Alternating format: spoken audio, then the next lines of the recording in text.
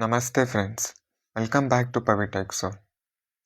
If you have ever wondered how companies like Amazon know what to recommend to you or how Netflix groups similar movies together, the answer often lies in a powerful machine learning technique called clustering. In this brand new series, we are going to break down clustering from the ground up. By the end of this video, you will know exactly what clustering is, why it matters, and the main types you need to know. So without wasting much time, let's start.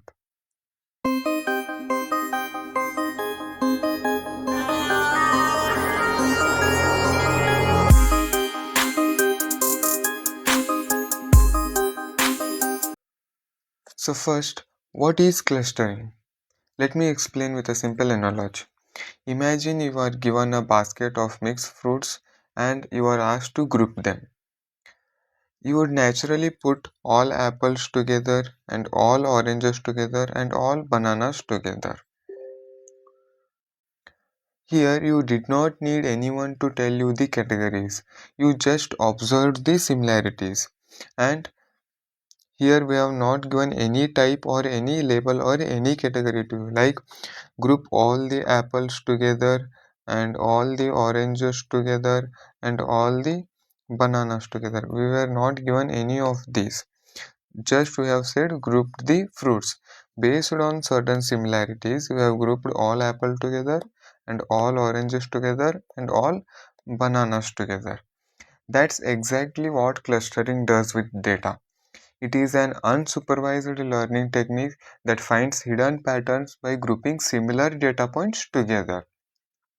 No labels, no predefined categories, just pure pattern discovery. Like here, all oranges are grouped and all strawberries are grouped and all grapes are grouped together. Here we are not given any label like oranges or any strawberry or here grapes. Based on certain similarities, it has grouped all oranges, strawberries and grapes together. Now, what is called unsupervised learning? Here, unsupervised learning is a type of machine learning where the algorithm learns from unlabeled data without any predefined outputs or target variables. Here we are not given any labels to the data, just it is raw data and it passes through certain algorithms and based on certain similarities, it groups them together. Next, what is the goal of clustering? Discover the natural grouping or structure in unlabeled data without predefined categories. And how clustering is done? Based on data points are assigned to clusters based on similarity or distance measures. How similarity measure is done?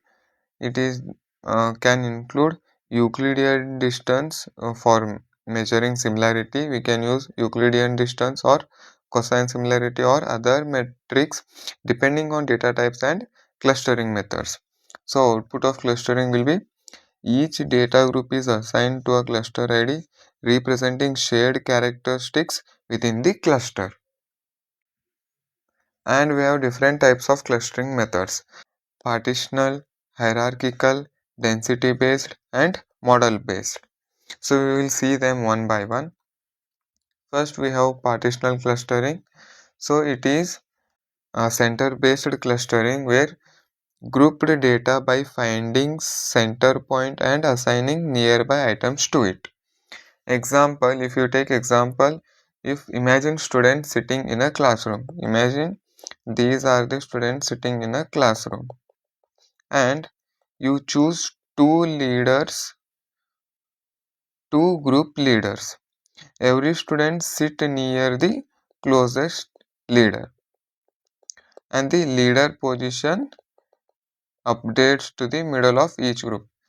For example, if the leader group is here, every student must sit to the nearest leader. Now, after certain iterations, the leader position updates. Now, it may come here after certain time. Now, all the students near to that leader sit here.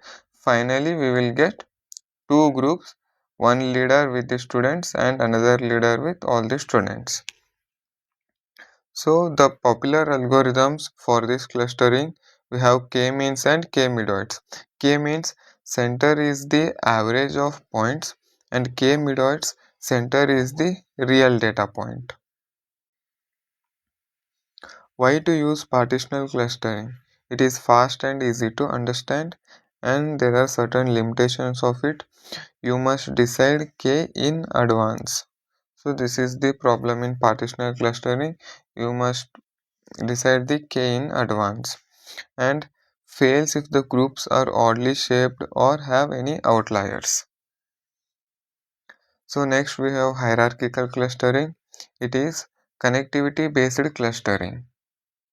Build clusters step by step based on closeness. For example, creating a friend group. First, closest friends pair up, then the small group merge into bigger group. Starting, you will be not having any friends. First, based on some closeness, you will come will make friendship with certain groups, and there will be many other groups like this. And later, based on certain closeness, you all combine together. So hierarchical clustering also works in the same order. Here we have popular algorithms bottom up and top down. Bottom up, it starts from small, then it merges.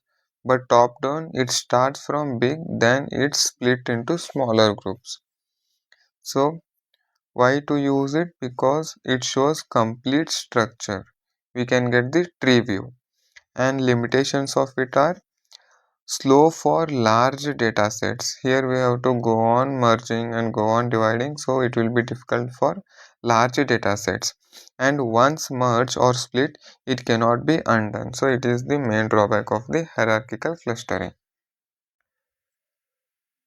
Next we have density based clustering. Here it forms cluster where many points are close together and sparse points are treated as noise. For example, people standing in a park. Crowd areas, we will consider them as clusters, and the lonely people standing away are called noise. So popular algorithms for this clustering are DBSCAN and optics. DBSCAN finds dense group and ignore noise, and optics works even if density varies. And why to use this clustering? Finds any shape of clusters and no need to decide number of clusters. And limitation, choosing correct distance parameter is tricky. Next we have model based clustering. Here assume data comes from different statistical patterns and group based on probability. For example, student marks. So here we will do one curve for average students and another for top performers. One for average and another for top performance. So we are grouping based on certain probabilities. Here popular algorithms are GMM, that is Gaussian mixture model. And why to use this clustering? It handles overlapping groups and gives probability of belonging. And limitations are must decide number of clusters and more, and it is complex and slower. And this clustering isn't just theory, clustering is everywhere. Let's look at some real world uses. So real world applications of clustering: customer segmentation, image segmentation, analogy detection, social network analysis, and recommendation systems. In cluster segmentation, businesses groups customers based on purchase history to tailor marketing. And in image segmentation, if you take example like in medical imaging, clustering helps identifying different tissues or tumors. Like in MRI scans, we use this clustering. And in anomaly detection, finding the unusual patterns like fraud detection in banking. And in social network analysis, finding communities or influencer groups in social media data. And recommendation systems, grouping similar users or products to suggest relevant items. So in Amazon, as I showed you in the previous slides, Amazon groups the recommended products for you, and Netflix group the similar movies to you. So it works based on clustering. So to recap, we have seen clustering, and we have seen different types of clustering, and we have seen the real world applications of clustering. So it is used in everything from marketing to medicine. Thank you for watching. I hope this video was helpful to you.